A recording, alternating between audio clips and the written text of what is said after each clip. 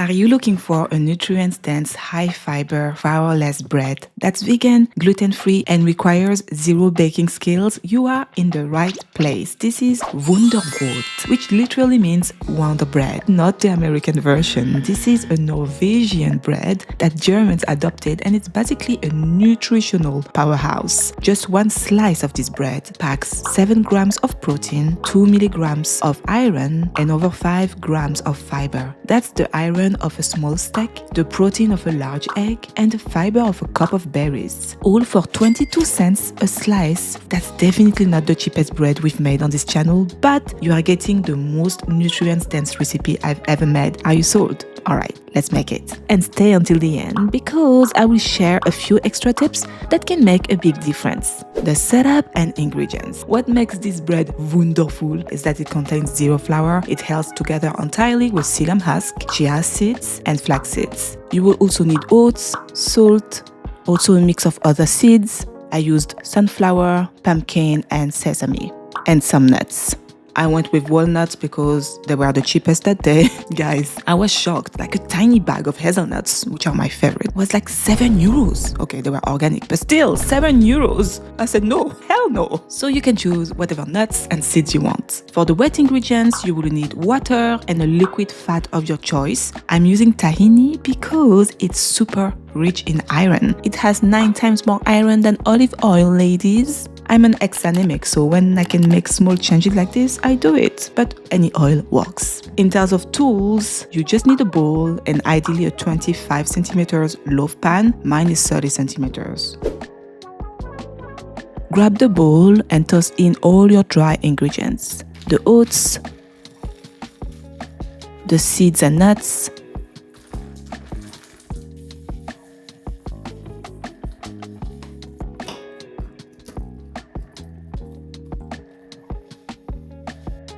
the psyllium husk, and salt.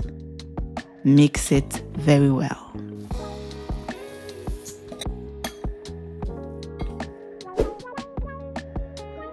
Now add your wet ingredients, the liquid fat of your choice, and water.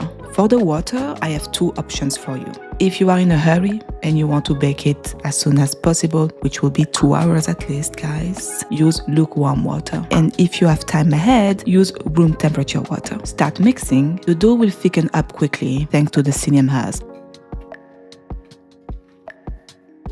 And honestly, at this point, I didn't have any strength left. Don't laugh. So if you're like me, don't be afraid. Get your hands in, finish the job. It will be easier. It's actually the best way to make sure everything is well combined.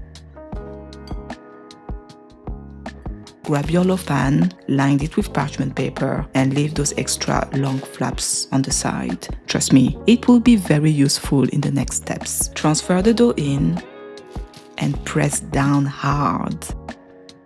Every layer you add. You want this to be as compact as possible so it doesn't crumble later.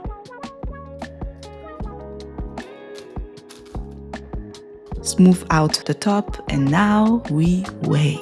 Again, if you don't have time, you still need to wait at least 2 hours. Leave it covered on the counter, okay? If you can wait for a longer soak, let's say like 8 hours to overnight, cover it and let the mix soak in the fridge. I went for the overnight soak. Once the time is up, it's baking time. But listen, this part is important. If you left the dough in the fridge, let it sit out on the counter for at least 1 hour so it reaches room temperature first. Preheat your oven to 180 degrees Celsius, pop the tin in the middle and bake for 30 minutes. And I use the top-bottom setting. Now, after 30 minutes, it might look like grayish. Don't worry, it's not ready yet. This is where those parchment handles I told you about come in. Lift the bread out, flip it upside down, directly onto the baking tray, and put it back in the oven. We are increasing the heat to 200 degrees Celsius for another 40 minutes, and this is the secret to make sure the bread cooks all the way through and get that perfect crust. Now we take it out of the oven. Look at this golden tone. this is the hardest part of the recipe. You must wait at least 2 hours. I know, it smells amazing, but listen, if you cut it while it's hot, it will crumble. And please don't come for me in the comments saying the loaf fell apart and that you want your money back. I warned you. So while we wait and enjoy this amazing smell, I have to ask, have you heard of Abendbrot? It's a German tradition that literally translates to evening bread. So basically the bread is the main meal for dinner. No cooking, no stress, just bread and toppings. When I first moved here, I was shocked. I was like, wait, where's the rest of the meal? But hey, with a bread this healthy and filling, why not? Sometimes you really don't want to cook. I wonder if the younger generation still does this. So if you're German, let us know in the comments. And the wait is over. Look at this. I'm always teasing my German friends that their bread is so hard you can hurt someone with it. But honestly, listen.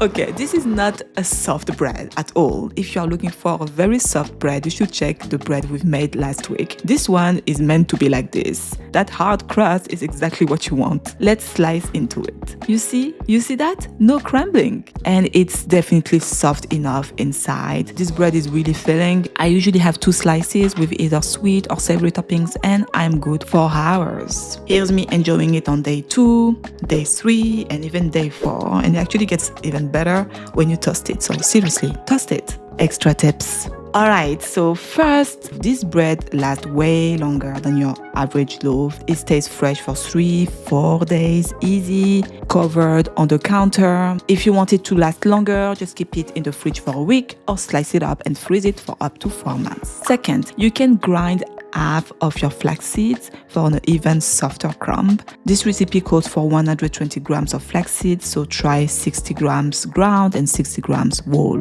Third, if you end up liking this bread, when you measure your dry ingredients, do it for a second batch at the same time. That way, next time you want to bake it, the measurements are already done and you only need to add the fat and the water. You are basically making your own version of those expensive premixes.